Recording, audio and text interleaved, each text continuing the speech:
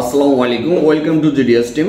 তো আজকে রিয়েলমির যে ক্লাস, এটাতে রিয়েলমি ফ্লাশিং নিজে নিজে অথরাইজ থেকে শুরু করে এভরিথিং বিষয় আপনারা ক্লিয়ার হয়ে যাবেন। যদিও এটা নিয়ে এর আগে ক্লাস দেওয়া আছে কিভাবে নিজে নিজে কাজ করবেন, কিন্তু ওইটা ছিল আরেকটা টুলস দিয়ে।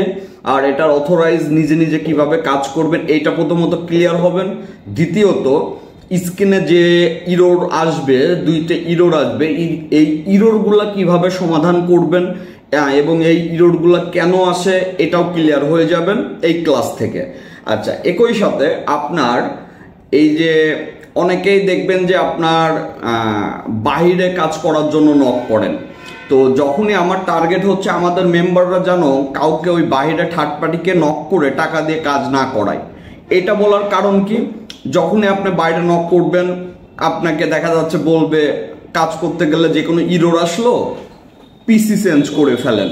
এখন পিসি তো চেঞ্জ করা সম্ভব না, এটা মাথায় রাখবেন প্রথমত একটা।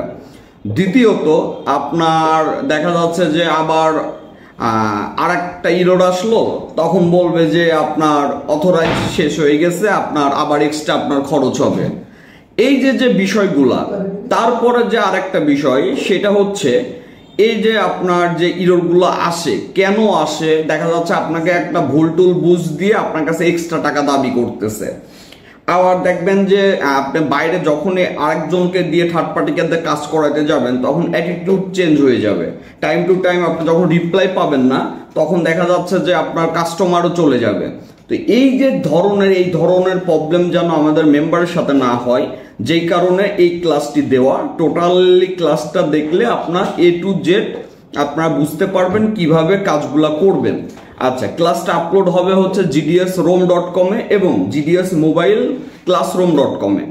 এই দুইটা সাইট আপনারা ফলো করবেন, তাহলে ক্লাস পাবেন। আচ্ছা, তো আজকে মূলত ক্লাসটি আপলোড করে দেওয়া হবে। GDS টিম মেম্বার যারা আছেন টাইম টু টাইম ক্লাসটি দেখবেন। সবাই ভালো থাকবেন। আসসালামু আলাইকুম।